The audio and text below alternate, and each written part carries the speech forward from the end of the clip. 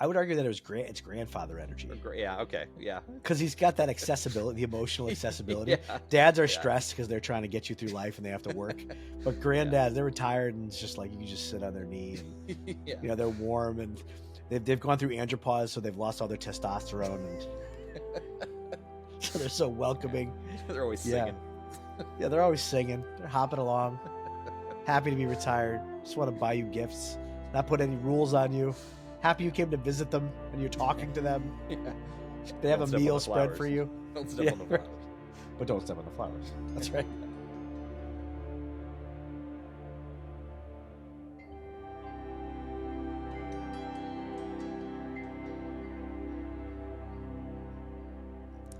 So it's been a while since you've been here. Last time we spoke of hobbits, we were in the Shire.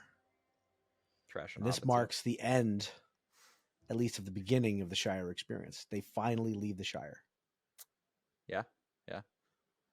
They're totally out of the Shire once they're in the forest, right? The moment they enter the Old Forest, they have finally left the Shire. And there's a contrast with the film. There's that moment where Sam makes the statement, "If I take one more step, it's the furthest I've ever been, Mr. Frodo. I finally left the Shire." That's not the case in the books. No. They leave the Shire when they go into the Old Forest. Yeah, which they don't do in the movie, right? They don't go into the Old Forest in the movie. No, there's no Old Forest in the movie. There's aspects of the Old Forest in different places of the film, but no. Yeah. Do you appreciate my green background here? Because we're in the Old Forest. Okay. Switching it up. Trying to set the ambiance. Yeah, I need some RGB. You're right. So just in general, the feeling of the Old Forest, what does it elicit in you? What is it? What are your feelings about the forest itself? Anxiety, just raw anxiety. Just everything they talk about when they're explaining the Old Forest is just everyone's anxious, they're being watched. Like, it's just a mess. Yes. And this is why Fredegor Bolger was absolutely terrified of the Old Forest. Yeah. His nickname's Fatty? Was that Fatty Bolger? Right? Yeah. Okay. Yeah, I didn't want to fat shame him. It is 2024. But yes, he is Fatty Bolger. He doesn't stay fat forever. But we don't know if he's fat. Actually, that might just be his nickname because he does masquerade as Frodo for a while. And I don't think Frodo is big. Yeah. Although I think all hobbits are kind of plump. But Fredegor Bolger, Fatty Bolger, terrified of the Old Forest. We saw that in the last chapter. Yep. And we get a taste of why. It's anxiety inducing. Yeah. I wonder too, though, I was thinking about the forest and all the accentuated things that might make you scared of it. But I think it's just that. They're accentuated aspects of being in any forest. You are from Southern Ohio. You now live in Nebraska. Yeah. You're completely surrounded by corn, correct? Like you've never been in the woods before, right? Oh yeah. I've been in the woods. Okay, you've been in the woods. Yeah. Not a lot of trees in Nebraska, but yeah, back where I'm from, a lot of trees, a lot of hills. Did you grow up like going into the woods? Yeah. Oh yeah. Yeah, I mean, there's definitely something about the woods, like the quiet of the woods. If you can actually go, like if you've ever been hunting or something, like actually being out in the woods, there's definitely something about it that's it's different than what you're used to, for sure, because I mean, you don't realize how busy your ears are really every day until you're out in the middle of nowhere with no sound, and you can hear every leaf crunching under your boot, every leaf, every bird, every squirrel dropping a nut, all of it. Yep. And then it's so silent, and then you pick up on like just so much natural activity. All the animal behaviors that you wouldn't otherwise have noticed unless you were completely in that world. I mean, I grew up in the woods. I'm from the Northeast, and basically the Northeast was carved out of a gigantic forest. Yeah. So I feel very much at home in the woods in my childhood, in my troublesome years doing things I shouldn't have done in the woods. I've just been in the woods. But one thing I noticed was a lot of the little things that he makes sound scary are very natural to being in the woods. The paths shifting, Yeah. you're getting lost in the woods. Have you Getting ever been lost in the woods? Oh yeah, that's so easy to get lost. It's so easy to get lost because it all looks the same. All the Yeah. trees look the same. And even Tolkien was played with this. He would say things like, "It seemed as if the paths shift." Right. Right. Not that they actually shifted. Like there's nothing Yes. like mystical going on necessarily about the forest. They're just lost. Well, maybe. I mean, about like the forest that we go through, there's nothing mystical going on. Right. But you're left unsure as he's describing it because there actually were some mystical things going on in this forest. Yeah. I But mean, what do you think that was going on in that forest that was mystical other than, I mean, later on we know what's happening, but I mean, really there's the what, Old Man Willow? So, I mean, the trees Old Man are Willow, what, alive, not to jump yes, ahead, they but whisper at night, yeah. Yeah. So, I but mean, I think for a while you could interpret everything as either coincidence or a sentient malicious tree, right? They dropped a branch to kill them. Like maybe just a branch fell. So they play on this idea that the trees attacked the Shire and they were like leaning over the edge, over the hedge rather, and the hobbits had to like cut it back. Like it might have just been like overgrown branches. yeah, overgrown Was it that the woods. trees were attacking? Were the trees really whispering at night? Like you don't know. Right. But come to find out, the trees were sentient because we know about Old Man Willow and we know also about things like Ents. And it is built into the story that trees have lives of their own, interior Right. lives. Well, they talk, don't they? They talk a little bit about. They talk a little bit about some of the like, I guess they're like rumors that the hobbits or stories that the hobbits have of like ints and talking like trees and the trees like Yes. walking around. Yeah, and the north part of the Shire, not here. Mhm. But Right. there are also rumors about the Old Forest about wolves and goblins and stuff. And Mary's like, I don't believe any of that. That's not real. Yeah. Yeah. All that stuff that Freddy was scared of, I don't believe any of that. Yeah, I mean, it's a mystical world, but I like how he eases you into the mysticism of the world because a lot of that you could interpret as their own fear, and also the sense that they're trapped. There was one point where, like, he makes it seem like there's like other forces at work because at one point like they're getting lost and turned around and they don't know where they're going, and at one point Right. like Frodo almost like tries to turn around and like at least to try to find the path again, but he tries to like turn around right at that moment. They come across what they come across, like a glade or something, and The the bonfire path glade. and the path Yeah. again. Well, yeah, that's interesting too. That's something that struck me is that several moments in the chapter emotionally, they're absolutely drained and they feel like they're at their darkest point and they're about to give up or turn back or something. And then suddenly the path opens up. Yeah. Now, I mean, I think that's a commentary. I think that's intentional by Tolkien. It's like that. You ever heard the phrase, it's darkest before the dawn?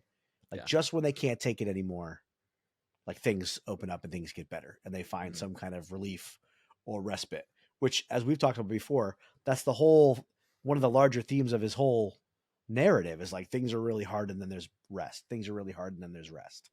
But in an interior psychological way, this happens a lot during the forest where they're terrified or stuck or the feeling of being trapped too. You had that moment where the fear is building in their minds and Pippin yells. It's like, I would mean you no harm. And then Mary's like, oh, don't yell. Like, that's not going to do any good to yell at them. So there's nothing they can do. The most natural reaction of yelling and saying, hey, I'm not going to hurt you. They're not allowed to do that. That makes it worse. That to me feels like it's the forest is closing in around them and they feel trapped. Yeah. Yeah. I mean, to just like bust out yelling. I mean, if you've ever been in the woods, like you don't just start yelling. It would take a lot for you to just start yelling. Yeah. I don't know. I think that I don't know. I think that there's something emotionally going on because they go from that. I think they go from that to singing, like not too long after. They're just like Right. bust out in song. But the end of that song is that all wood shall fail.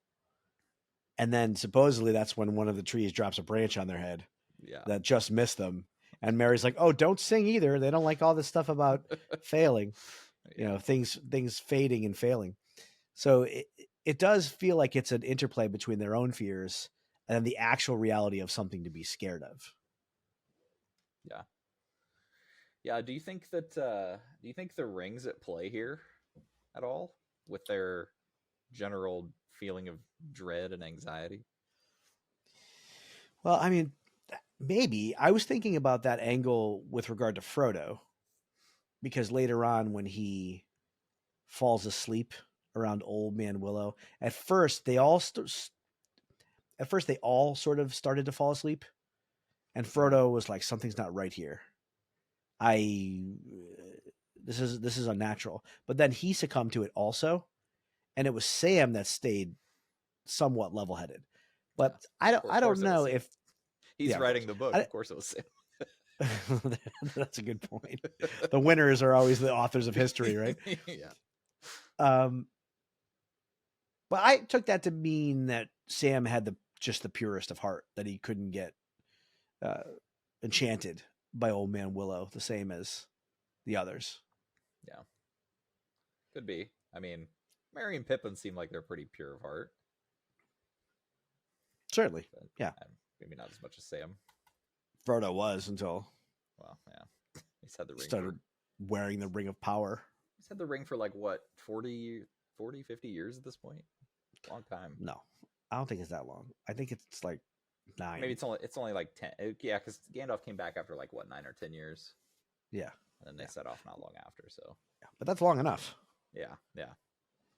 It's long enough to affect him. I appreciate that you said that the forest was guiding them in a particular direction. Yeah. And all the other times I read this chapter, I thought of that as that was the corruption of Old Man Willow. Because they talked about how down the Withy Windle, it's this sort of heart of the forest from which all the queerness of the forest was like emanated from. Like that was the center, the heart of the forest, and everything strange was there. Yeah. But there's multiple references to like them being forced that direction. Like they knew that that's like the direction that it was guiding them, and they try to like turn around and go like whatever other, like north or south or whatever, and they'd get redirected. Yeah. It would just like shut off. Like you have to go this way, basically. Right. They didn't want to go there. Yeah. But it didn't matter. But this time reading it through, I actually don't think it was Old Man Willow guiding them there. I think they weren't. I think they were drawn to Tom Bombadil, actually. Yeah, I was gonna say. So who's more mystical, Tom Bombadil or Old Man Willow? Well, obviously Tom is. Well, we'll get into this in future chapters, but Tom is master, right? He's actually in charge of all of it. So it's not as if the malice of Old Man Willow was the most powerful force in the Old Forest. The most powerful force was Tom Bombadil himself. Right, but even he had to go like yell at Old Man Willow, basically, be like, let him go. He just sang him a tune. It's fine. Yeah, well, that's like Tom Bombadil's version of yelling at people. Just stick his head in there and start singing. It's true. He had to sort of enchant the enchantment. He had to like offer a bigger enchantment, a more powerful enchantment. I do appreciate that you said that they were pushed in that direction. I also think, we have this theme that we've been playing on in Helm's Deep Dive of Providence guiding the fellowship. I mean, it's not quite a fellowship yet. It's just the company of the hobbits. Yeah. And how it was actually best that Gandalf didn't show up because they could hide in secrecy. And now they're going into the Old Forest, and Fatty Bolger warns Frodo of the dangers. And he says, good luck to you today and every day, which I thought was a very nice thing to say. Good luck to you today and every day. And Frodo replies with, if the most dangerous thing I deal with is found in the Old Forest, then I'm in good shape. Not verbatim, but he says something to that effect. He knows that there are worse dangers. And in fact, there are worse dangers right now, around them. You have the 9 riders that are pursuing them. Yeah. I mean, they came into contact with the riders before the Old Forest, right? Even before they Yes. got there. Right. So to me, the way I'm reading it is that Tom Bombadil, who is a force for good, is drawing them providentially into this secret way in order to avoid the nine or whatever, abstract evil is pursuing them. Mm-hmm. It's like you had to deal with some difficult, scary things, but at the end of the day, they were safe the entire time. And this is like playing off the theme of Providence in general. If you're following God's will, even as scary as it may be, you're actually safe. Yeah. And they were actually nothing actually happened to them the entire time. They were safe the entire time. They were sort of in danger, but they were always protected because the land wasn't ruled by Old Man Willow. I think it was ruled by Tom Bombadil. And then the other element of Providence was that Tom wasn't planning to go see them. Yeah. And they just happened to cross him. Yeah. Did you hear us calling, Tom? He said, hear you? No, I was just coming to pick up lilies for my Goldberry. Who found Tom? It was Sam went looking for him, right? Frodo just started Frodo. screaming help for he didn't even know why. Yeah. There was some mystical reality as to why he started screaming help. Didn't know anyone was around, was lost in the forest. Oh, yeah. Because because Merry and Pippin were getting, eaten essentially. And eaten alive by the Willow. And they tried different things to get them out, and it only made things worse. It's just like yelling earlier on, Mm-hmm. or singing earlier on. They tried to use he tried to snuff them out with fire. Yeah. And Mary screamed, put it out, put it out. He said he's gonna kill us. Well, he's killing you anyway. Yeah. Well, that was like the first thread of real murder going on was Old Man Willow. Yes. Old Man Willow. Yeah, Old Man Willow. They knew that the journey was dangerous, but this is like the first time really they're like, oh my god, he's gonna kill him. Yeah. Yeah, there's real danger there. That's the most danger that they've been in, where they've been captured by something evil, and there was a risk that they were experiencing. Yeah. But old Tommy Boy didn't care. Just nonsensical, jolly singing. Yeah. Also, you see in response to Old Man Willow, it's Tom's righteous anger again. I mean, that guy loves his people. That he just this builds over the course of the whole book, all the books. You see more and more examples of Sam facing down the most difficult, darkest, terrible evils in anger, in righteous anger, without fear, out of love. Yeah. I mean, ultimately, we have Shelob later on. I mean, that's the most epic of all scenes. But going back last chapter, he jumped out of the wagon, was ready to face down a Black Rider. Here, he said he's going to kill Old Man Willow if he doesn't let go of his friends. Well, like, Sam is really moved by love and has no fear. I mean, he has some fear, but that fear just dissipates when it's all about saving his boys. Look, man, if I was writing a story about myself, I'd be fearless too. Yeah, I jumped out of the wagon. I was gonna save all my friends. No, but Frodo didn't. I mean, Sam didn't write this part. I don't think. Yeah. No, the final chapters, he was given the red book by Frodo. This was actually all written by Frodo. He could have made some edits, though. You never know. It's very possible. I mean, I'm certainly going to edit this podcast. Also, when the spell of Old Man Willow started to take them over, and they were hot, and there was this temptation to stop the journey. If you recall, they wanted to lay down and sleep. It was almost like giving up on the entire quest. It was like a microcosmic dynamic of the temptation that's there all the way through. And Frodo's like, no, we can't sleep now. No, we can't sleep now. But they were all dreaming of cold water and less flies, less heat. Yeah. And they pushed through. I mean, that showed something of Frodo's resilience in the first place. I mean, did he fall asleep, or they were just kind of daydreaming? he no, he fell asleep and then got pushed into the water supposedly Yeah. Yeah. by the branch, and then Sam said, "You didn't get pushed into the water. Yeah. Like you just imagined that. You must have been dreaming." Yeah. But it was at the very least it was a dreamlike state. Or yeah. Yeah.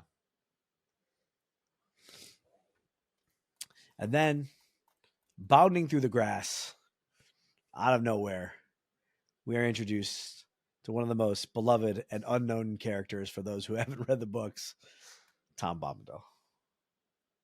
Tom Bombadil. Tell me about Tom Bombadil, because I coming from the movies, like I've heard you talk about Tom Bombadil a lot, but myself, like it was just mystery to me. And from somebody that sees the movies, they're like, people mention Tom Bombadil or something like that, and they're like, well, that got left out. Like, must have been for good reason. Like, there's no reason. Like, it must just be not a great character or not a great story. Well, Peter Jackson said that the character of Tom Bombadil didn't move the story forward, which, if we start to reflect on how the experience with Tom Bombadil was providential and the Old Forest was a means by which the hobbits stayed safe, and the good guy, they had some safe haven from the perspective of the good guys, the help along the way. I think he played a very important point, but I don't think Jackson's narrative of Providence moving the whole thing was, let me rephrase that.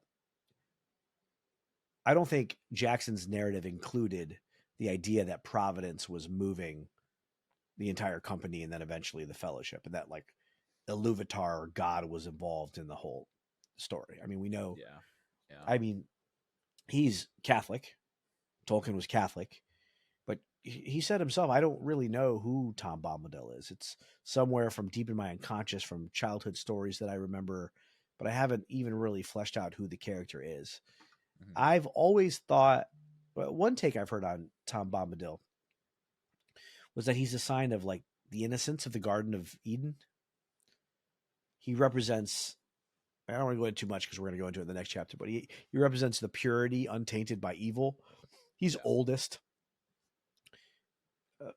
He describes himself as oldest. He was here before everything. So I just think of something about that, like some inspiration around the Garden of Eden.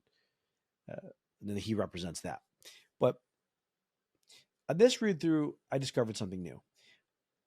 I always thought of Tom as an interesting character, Tom as Tom. And then I always thought of his love of Goldberry as a side plot. But actually, now that I think about it, I think one of the primary qualities of Tom was that he was a lover. And that's what he was doing out there in the first place. It's actually the only thing he cares about is his love for Goldberry. Yeah. He wouldn't get involved in the wars. He wouldn't get involved in the ring. He was unaffected by the ring. But man, he better get those lilies. He's like, don't trample my lilies. He even said to them, he's like, well, back up. These are fragile. These are for my Goldberry. Like, I have to get these lilies ready. So to put him at the foot at her feet in a tub of water. So she's the river daughter is moist over the winter months. I mean, he's a real love. I mean, you just think of lovers in the early stages, the puppy love and the sort of bounding phase. Yeah. I mean, he's just bounding. He's jumping. He's dancing. He's singing. You know that song? You know that people would have had enough of silly love songs. Yeah. But the whole point of that song is it's silly and stupid unless you're in love, and then it means everything. And you don't care what other people think. And that was Tom Bombadil. I see him as a lover more than anything else. Yeah. I mean, because I mean, like, what do you know about him other than his love for Goldberry? I mean, is there much about him other than doing things because he loves Goldberry? If Goldberry wasn't in the picture, like, who would he be? It's a good question. He goes into this a little bit in the next chapter. Yeah.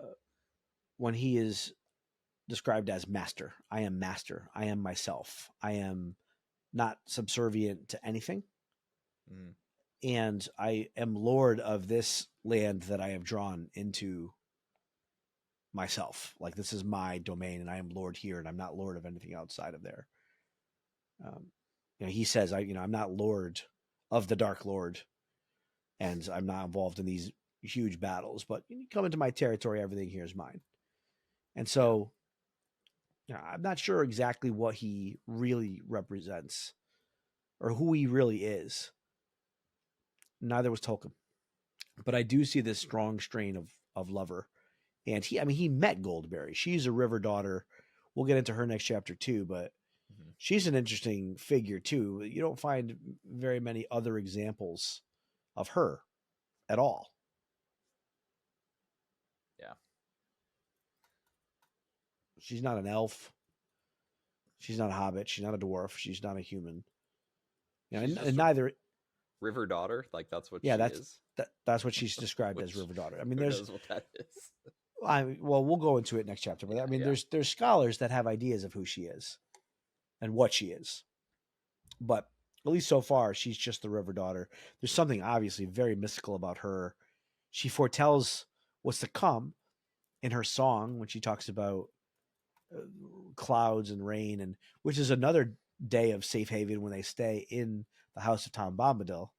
Mm-hmm. They take a whole day in which they're just the rain forces them to providentially stay there for a day, which helps them in the quest continue to avoid the Black Riders. But she foretells that, she prophesizes that the day before. Do you think she can control the weather? I do.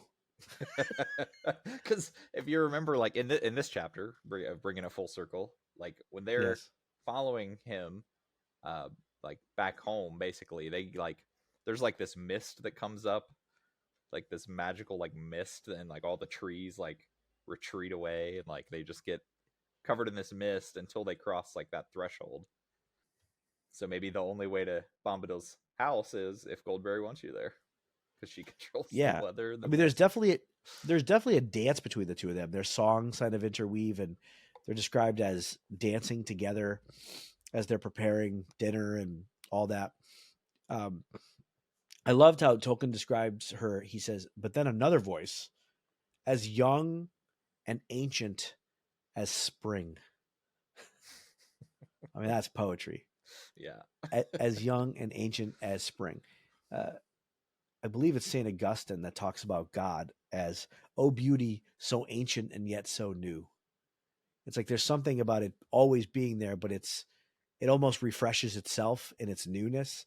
Mm-hmm. And I mean, certainly that kind of description made its way into Tolkien's thought when he's talking about her as spring. What a beautiful thought, spring. Yeah. I mean, I really kind of wonder, like Tolkien was Catholic, but like how much thought did he actually put into to the Lord of the Rings story to relate it with like you know the generic like link between like the Bible and a fantasy stories like Chronicles of Narnia. It's like, sure, Aslan is obviously Jesus, right, of this world. He's explicit. He's very explicitly Jesus, yeah. And like how much thought, like that was clearly on purpose, like from Lewis. So it's like, how much thought did Tolkien actually put into like, I'm gonna make, you know, Tom Bombadil like a symbol of the Garden of Eden, or I'm gonna make Goldberry like, you know, whatever. Yeah. So well, I read a letter from him once that said this is a Catholic work, and if I unconsciously wrote it in a Catholic way, I consciously edited it to be Catholic. So, and maybe some of his stuff was playing around his psyche because of, you know, his Catholic culture, his Catholic upbringing, where he focused his time in terms of his religious practice, and some of these things may have showed up. And so for someone like me that's also steeped in that world, it's easy for me to draw these connections. I was talking about the connection between the Blessed Mother and the stars and that symbolism. And even here, this moment of safety is there's stars again. You know, when they come up the hill to Tom Bombadil's house, the stars had broken through. So I pick up on that. You know, he may not have consciously written things in that way.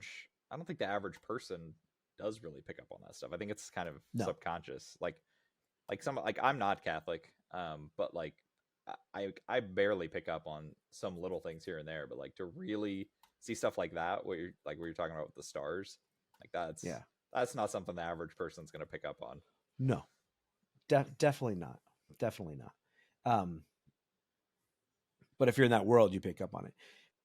I don't know where the line is between what he created unconsciously that contains Catholic or Christian symbolism, and when he went through it again and consciously tried to introduce Catholic dynamics and Catholic themes and Catholic symbolism. I don't know. But at the end of the day, it's a very Catholic work. He is Catholic. Yeah. Yeah. Also thought it was interesting and symbolic that when they got to Tom's house, they came up the hill and they got to Tom's house. Tolkien writes about how they could see the Barrow Downs beyond the house. Mm-hmm. So it just symbolized that this is not the end of their journey. Danger is coming. This is just a nice night's rest, a day's rest, get some food, and then you got to get back out there. And I mean, it's a safe haven. I think it really, like, I think through the story, there's a lot of like it's a, I mean, the story is them traveling mostly, right? So it's like and it's always dangerous. So there's these break points everywhere where there's like really clearly defined safe havens, like in Rivendell, like in Bombadil's house. And I mean, I think those slowly go away as like the story goes on and they get closer to Mordor. But I think that's just done like really well. Like you can clearly tell when they're in a safe haven. I mean, in Mordor itself, there are slight moments of respite, but you're right. The closest thing to real safe haven once they get close to Mordor is when they meet Faramir in the wild and they get some rest there.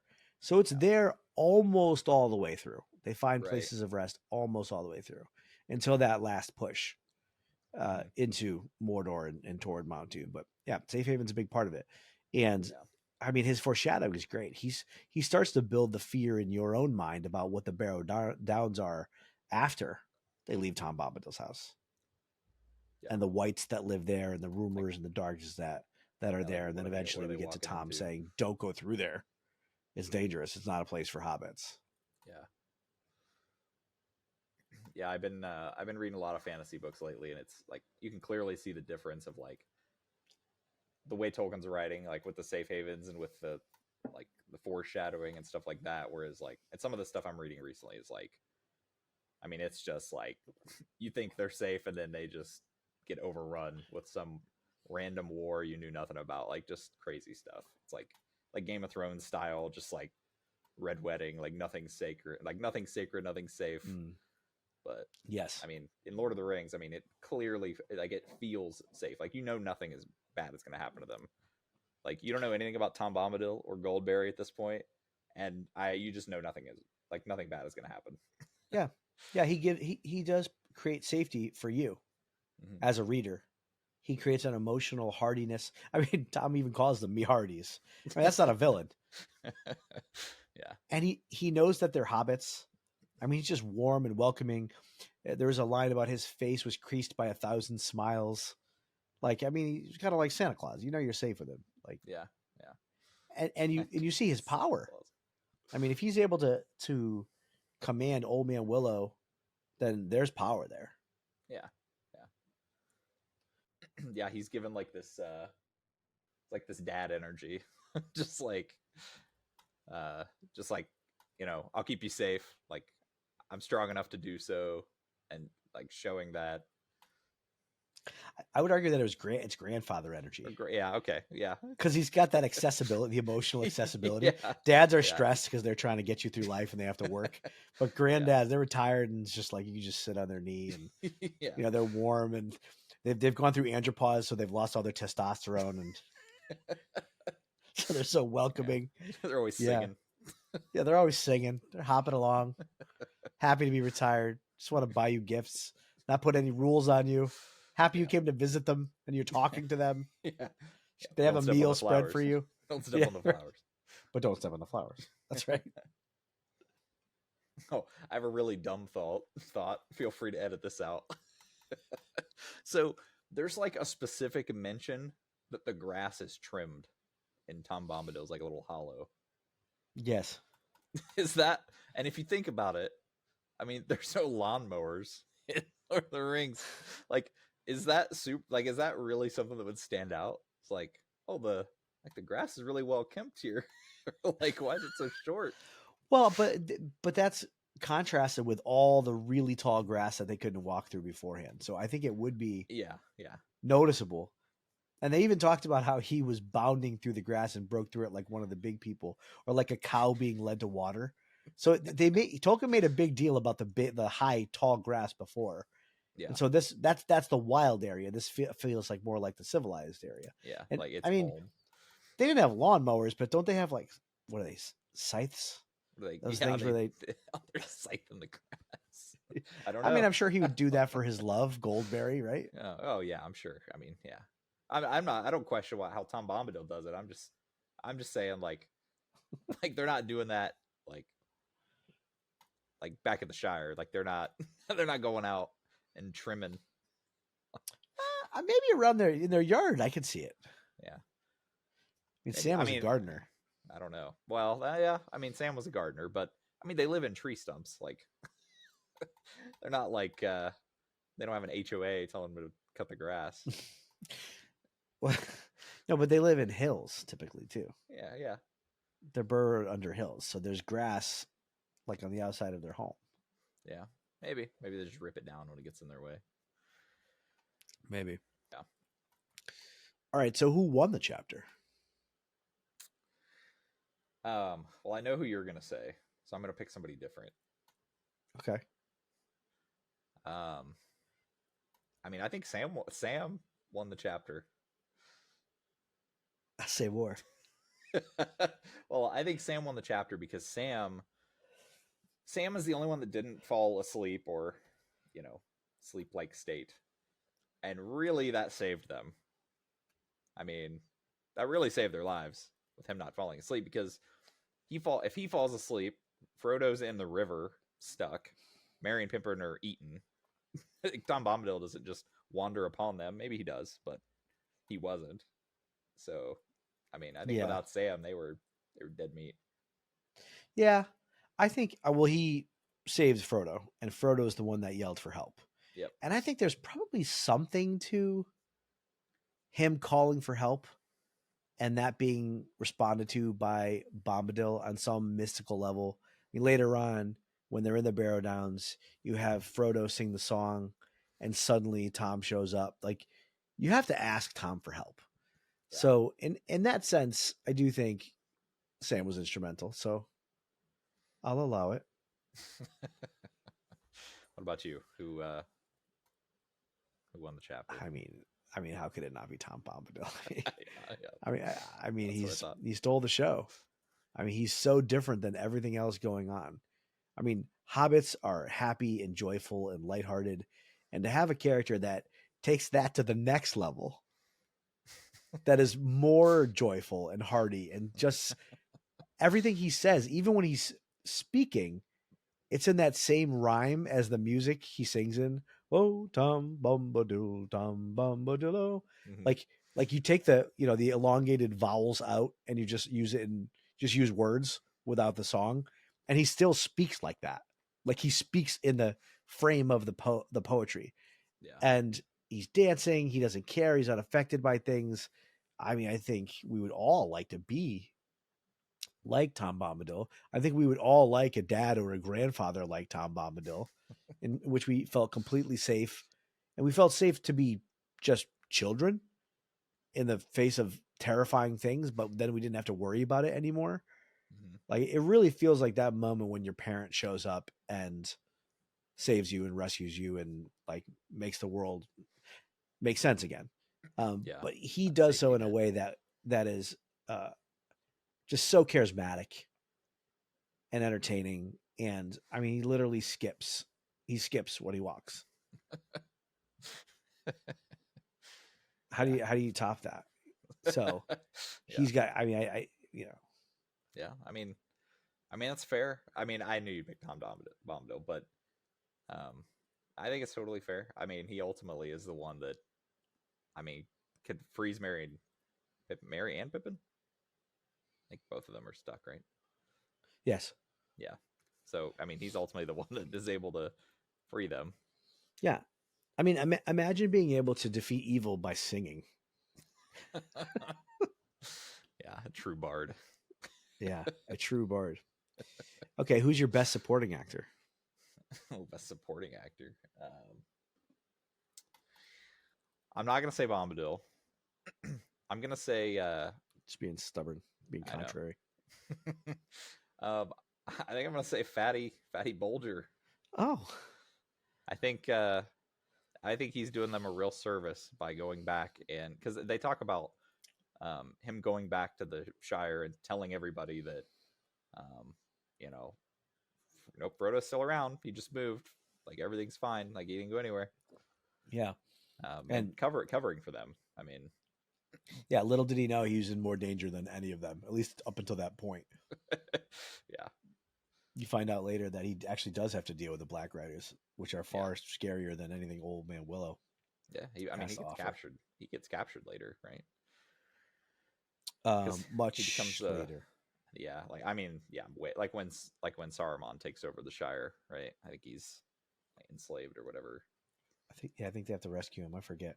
Yeah, it's been a while since I've read that chapter, but yeah, we'll get there. He plays a pivotal role for sure, and I believe he sends Gandalf on ahead, so he does encounter Gandalf eventually. I think it's been. Oh man, I'm out of practice here, but I think so. Yeah, he's important. So yeah, Fatty Bolger's great.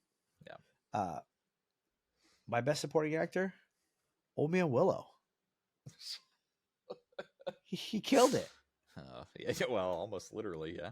Almost literally killed it. But I mean, he lures them in with sleep and rest and cool air and promise of restful, cool dreams while they're all hot. They're getting eaten alive by flies and mosquitoes. Like I hate those really hot summer days where it's just gross and you're just sweating and there's bugs. And you imagine being in like a damp forest, just ugh. Yeah, yeah. They're right by the water. You know, I've been by the water in the woods too. It's quite the affair.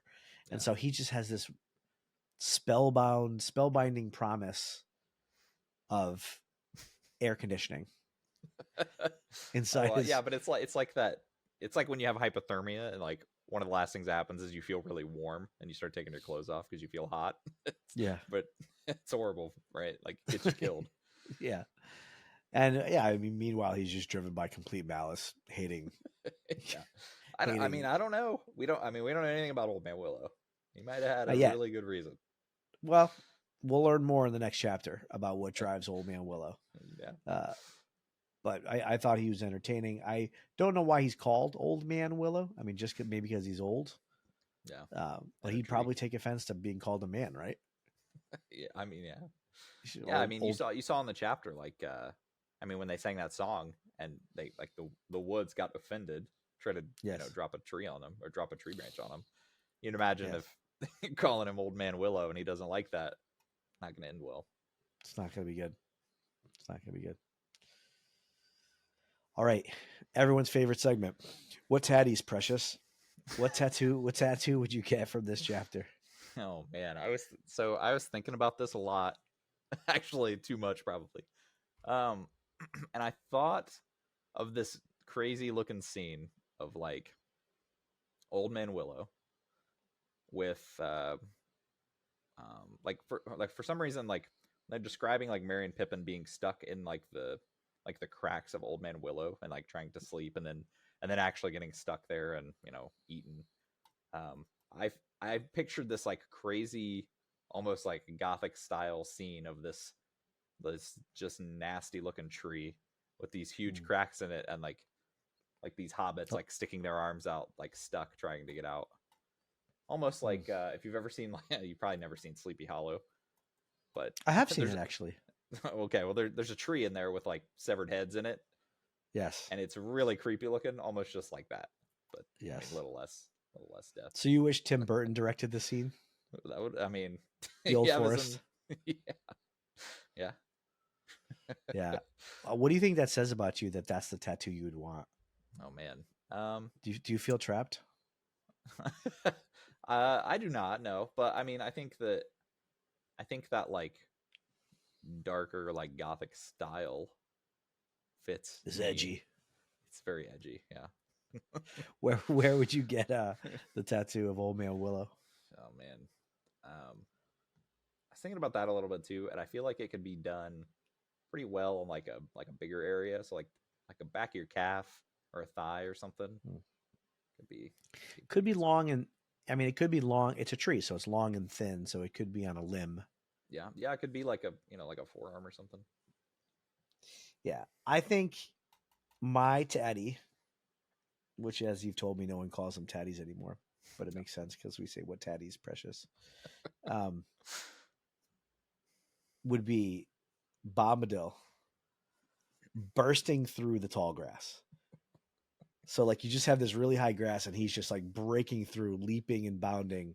He's like up in the air, huge grin on his face, holding the lilies in one hand, hand on heart in the other.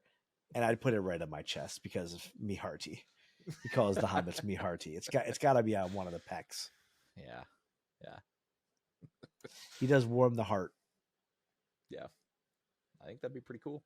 You do that on one side and then do the gothic weeping or old man willow tree on the other side. Yeah. Light and dark. Yeah. So edgy. Right on. So any last thoughts about the chapter? Excited for the next chapter? You glad to be out of the terrifying, anxiety-inducing Old Forest? Yeah, I think so. I mean, I think the next chapter, at least the next chapter, is pretty light as far as theme goes. But yeah, mood anyway. Mood. Yeah, for the mood. I think the content's heavy, but the mood is very whimsical, light, children's story type stuff. Yeah, so. Whereas this, I think, is the opposite. The Old Forest, the content was light, not that much happened, but the mood was heavy. Yeah, exactly. Yeah, so I think it's good to contrast that, and I'm looking forward to reading on, find out more about Bombadil and Goldberry. The River Daughter. But I know. I mean, I think this chapter is really like the start, like the beginning. Like this is almost like the prologue is over, and like it's starting for me at least, because it was their first real sense of danger. They were just like wandering around, the Shire where they're from. Didn't really mean much, with a lot of like world building going on. But then, after this, like they're out of the Shire. Real danger has reached them, or they reached it, and I mean from here on out, I mean it's just anything can happen. So anything can happen, and anything will happen. Well, I'm looking forward to a nice hearty meal with me hearties in Tom Bombadillo's house.